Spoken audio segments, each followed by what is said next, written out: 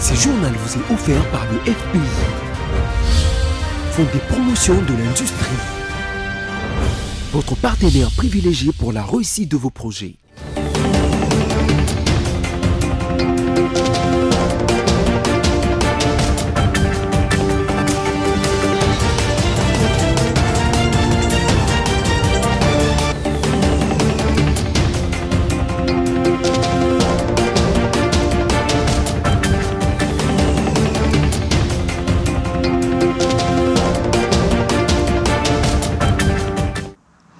On est ensemble sur BSC Télévision. Mesdames, Messieurs, bienvenue. Les sommaires de votre journal.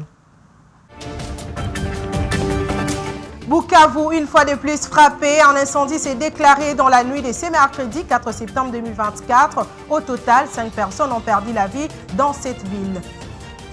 Rentrée des classes, le ministre de la Santé, le docteur Roger Kamba, appelle les parents et les écoles au respect des gestes barrières pour protéger les enfants contre les Mpox.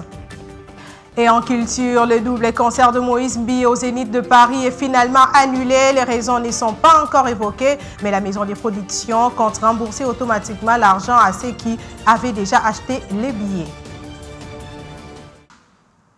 Bienvenue si vous nous rejoignez. Le gouvernement congolais a accordé une aide financière aux victimes de l'incendie survenu dernièrement au marché de la Liberté. Vous le savez, le gouvernement souminois a annoncé également qu'il est prévu de réhabiliter les 5 pavillons où plusieurs tables ont été consumées par le feu. Images et commentaires.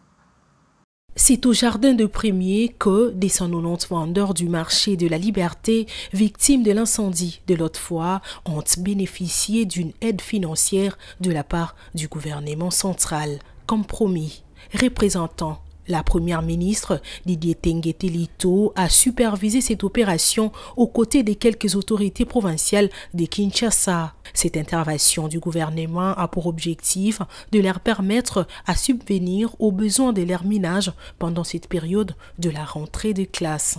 Les bénéficiaires de ces gestes, les sinistrés, ont remercié le gouvernement car une promesse est devenue une réalité. Merci au gouvernement. Merci na président, merci na maman ministre. Parce que loko maman ministre sali tondima kité. Pas doute ezala ke kozala solo be kozala lukuta.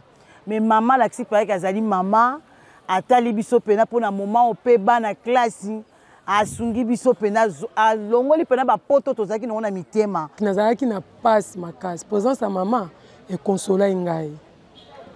Donc na tsaki kaka foi na baki lokola maman ndaye. C'est que attendre qu'on bénéficie de notre sauté, mais nous n'en avons pas.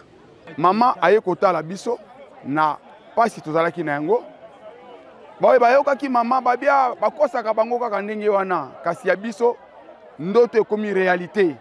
Et ce n'est pas tout, une commission va également procéder à l'évaluation des pertes en marchandises en vue d'envisager une indemnisation comme soutien à la reprise de leurs activités dans les prochains jours. Et après plusieurs manifestations le jour comme le nuit à travers le pays, les conseillers communaux ont pu obtenir gain de cause. Ces derniers ont échangé en début de la semaine avec la première ministre Judith Suminwa Tuluka pour lui rappeler leurs revendications pour ce qui concerne les émolitions, les frais d'installation et de fonctionnement ainsi que l'harmonisation de leur cadre de travail avec le bourgmestre en poste. Patricia Bomolo nous en dit plus. La série des manifestations les jours comme les nuits devant le bureau de la primature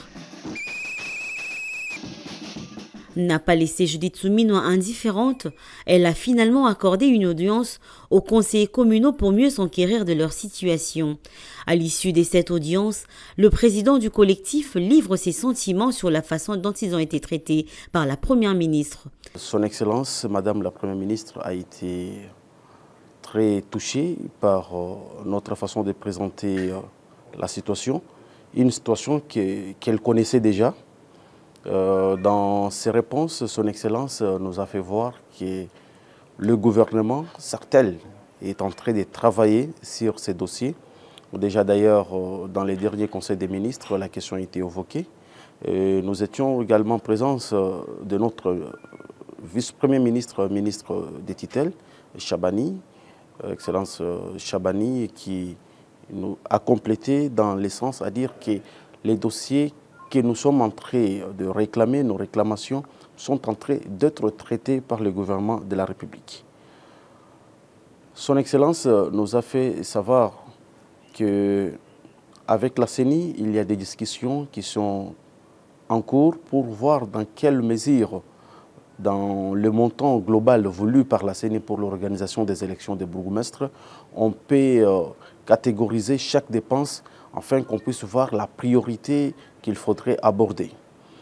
Pour rappel, les conseillers communaux ont fait plusieurs jours dans la rue pour réclamer leur salaire impayé des plus de 8 mois. Et vous êtes sans ignorer que plusieurs jours passent, la crise au sein de la famille politique du président de la République UDPS persiste depuis que la convention démocrate du parti avait relevé à Kabouya la fonction de secrétaire général de ces partis au pouvoir. Une question se pose: quelle est la position actuelle d'Augustin Kabouya? Albert Bouchiri, cadre à l'UDPS, répond au téléphone de Roger Matadi. Tout ce qui se fait est réglementaire. Normalement, l'ancien secrétaire général Kabouya est vomi par toute la base et s'entête un peu. Hein. Mais bon, ce n'est que question de temps, il finira par partir. À l'UDPS, quand ça commence comme ça finit toujours par un changement. Donc il est vomi par la base et le chef, parce que c'est de ça qu'on regarde, le chef observe, mais la légalité et le dynamisme populaire gagnera toujours. Hein. C'est ça qui gagne toujours. Un parti ne doit pas fonctionner par matinée politique. Hein. Un parti politique fonctionne par de réunions bien cadrées, avec sujet, ordre du jour et tout. Donc ce qu'il fait là, c'est un peu du théâtre. Et je vous informe également qu'il habite à 500 mètres de là, hein, et tout juste derrière. Donc il fait ce qu'il fait avec des petites corruptions. Il prend 200, 300 personnes, il vient arranger. Mais c'est pas ça l'important. L'important qu'il finira par partir et il sait qu'il est parti, quoi. Donc ce samedi, M. Deo Balula pourra occuper la permanence et commencer à fonctionner normalement. Il n'y aura rien, parce qu'on connaît l'UDPS. Quand la base est révoltée, il finit toujours par faire tomber la tête. Hein. Donc c'est le système de la pyramide inversée, comme on dit, et je crois qu'on aboutira vers ça. Affaire tentative d'évasion à la prison centrale de Makala, on en parle encore. La réaction continue de tomber après que le vice-premier ministre de l'Intérieur, Jacques Chabani, a livré un bilan de 129 morts, contrairement au premier bilan de seulement 2 morts livré par le vice-ministre de la Justice. Pour ce faire, le président d'Ensemble pour la République, Moïse Katumbi, exige la démission du vice-ministre de la Justice pour manque de transparence dans ces dossiers, dit-il. Après les réactions de Martin Fayulu, Matata Pogno et d'autres opposants, c'est le tour de Moïse Katumbi de se prononcer sur ces dossiers des tentatives d'évasion à la prison centrale de Makala. Dans son tweet, le président d'Ensemble pour la République, Moïse Katumbi, a déploré, je cite, « l'indignation des dirigeants et criantes. Depuis sa libération, les journalistes Stanis Boujakira n'a cessé d'alerter courageusement sur les conditions inhumaines dans la prison de Makala, la surpopulation, la faim, la maladie, le manque total d'hygiène ont été dénoncés, images à l'appui. Mais les pouvoirs publics ont préféré ignorer ces avertissements. Aujourd'hui, le pire est finalement arrivé. Plusieurs dizaines de prisonniers ont trouvé la mort. Face à cette situation, Moïse Katumbi appelle à la mise en place d'une commission d'enquête sérieuse associant la MONUSCO et de représentants des organisations non gouvernementales des droits de l'homme pour faire éclater toute la lumière de ce qu'il qualifie de massacre. Et sur le bilan livré par le vice-premier ministre de l'Intérieur Jacques Chabani, des 129 morts, un bilan venu contredire celui du vice-ministre de la Justice, Samuel Bemba, qui avait parlé de 2 morts seulement.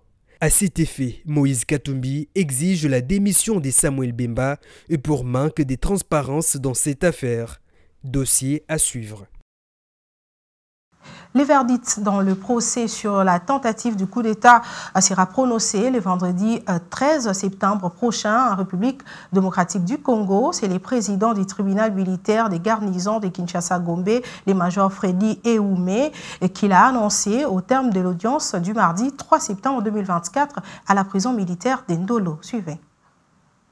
Les tribunaux militaires qui jugent une cinquantaine de personnes poursuivies pour la tentative des coups d'État manqués de mai dernier. Après les plaidoiries des avocats des 51 prévenus qui ont tous plaidé non coupables et appelé à l'acquittement de leurs clients.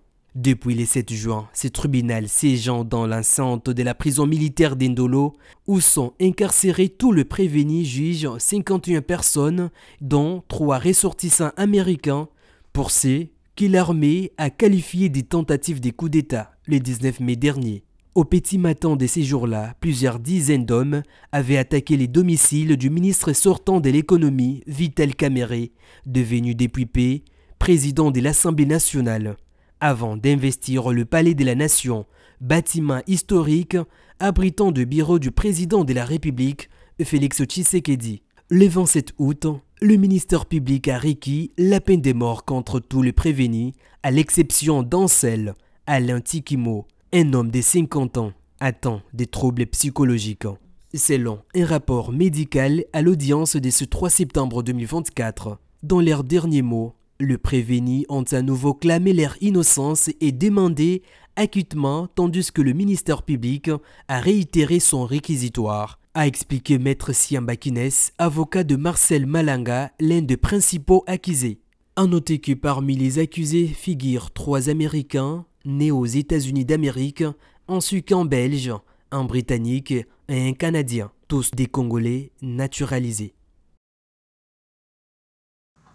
Je le disais en titre, au total, 5 personnes sont mortes calcinées lors des 2 nouveaux incendies qui se sont déclarés à Bukavu dans la nuit du mardi 3 au mercredi 4 septembre 2024. Nous sommes comme ça dans la province du Sud Kivu. Regardez. Une flamme a consumé le restaurant, bar, métro dans la commune d'Ibanda. Nous sommes au Sud Kivu. Ici, 2 serveuses ont été surprises par le feu en plein sommeil vers midi et sont décédées sur place.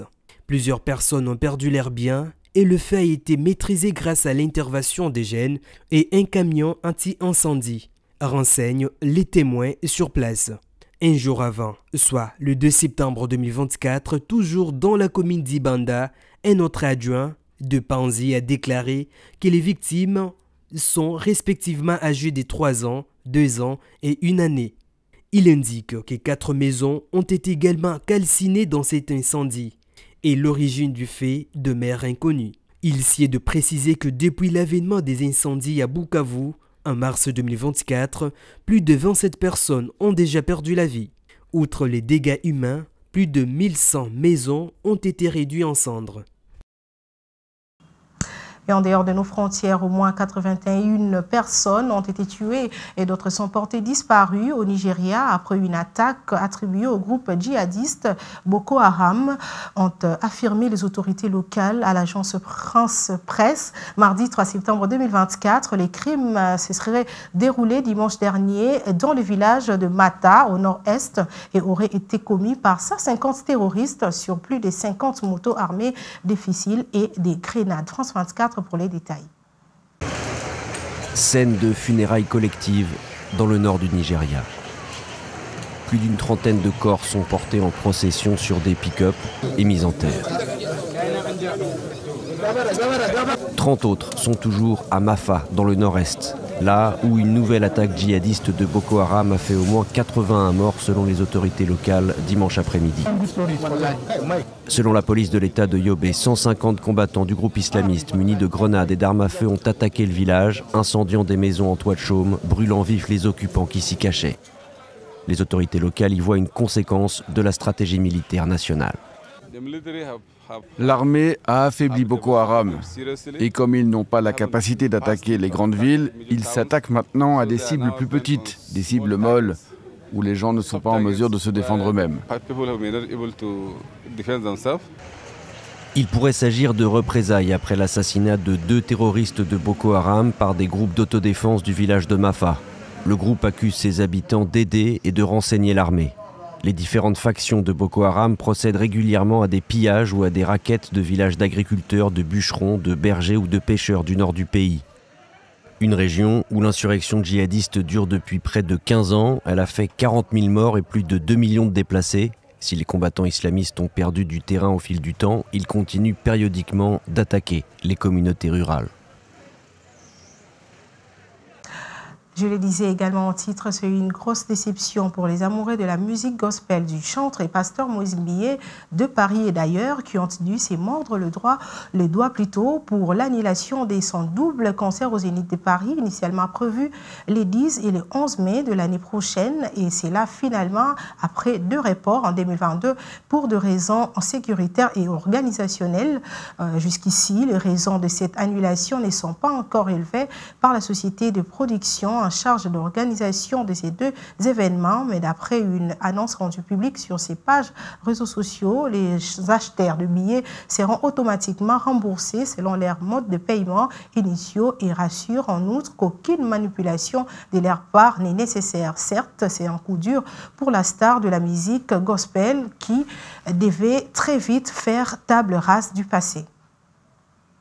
En sport, éliminatoire Coupe d'Afrique des Nations 2025, les Léopards sont presque complets à Kinshasa, la capitale, pour sa préparation. Pendant ces temps, les sélectionneurs de la RDC, Sébastien Desabre, annoncent que son équipe va démarrer avec sérieux afin d'éviter les surprises désagréables. Images et commentaires. Les Léopards seniors sont déjà à Kinshasa en préparation du premier match des éliminatoires de la Coupe d'Afrique des Nations Maroc 2025. Au moins 20 joueurs sont déjà présents dans la capitale depuis les lundis de la semaine en cours jusqu'à ce mercredi. Parmi eux, on retrouve Meshak Elia, Timothy Fayoulou, Joris Kayembe, Yohan Wissa, Lionel Mpassi, Fiston Mayele et tant d'autres. Les Léopards de la RDC joueront déjà ce vendredi 6 septembre 2024 à 17 h au stade de Martyrs de la Pentecôte contre les Sili nationales des Guinée. C'est depuis lundi que ces joueurs ont débuté les séances d'entraînement à huis clos. Cependant, les sélectionneurs Sébastien Desabre a dans une interview partagé les ambitions des Léopards pour les éliminatoires de la CAN 2025. C'est vrai que c'est une nouvelle compétition qui va se jouer en tout cas en 2 parties, les qualifications qui vont se faire en 3 mois en fait. Donc nous, on aborde comme une compétition. Toutes les équipes sont sur la même pied d'égalité et qu'il faut bien aborder ce premier match pour être bien lancé dans la qualification. On va avoir des adversaires qui sont difficiles devant nous. Comme d'habitude, on va être le plus sérieux possible pour essayer de démarrer cette campagne de qualification par une victoire. Logés à Wilton Hotel, après le premier match, les Léopards s'y rendront à Dar es Salaam pour défier l'Éthiopie le lundi 9 septembre prochain. Le rappel des principaux titres à présent. La ville de Bukavu a été une fois de plus frappée. Un incendie s'est déclaré dans la nuit de ce mercredi 4 septembre 2024. Au total, 5 personnes ont perdu la vie. Rentrée des classes, le ministre de la Santé, le Dr Roger Kamba, appelle les parents et les écoles au respect des gestes barrières pour protéger les enfants contre les Mpox. Le double concert de Moïse Mbié au Zénith de Paris est finalement annulé. Les raisons ne sont pas évoquées jusque-là, mais la maison de production compte rembourser automatiquement l'argent de ceux qui avaient déjà acheté les billets. Ce journal est complètement terminé. Messieurs, dames, merci de l'avoir suivi. À très bientôt.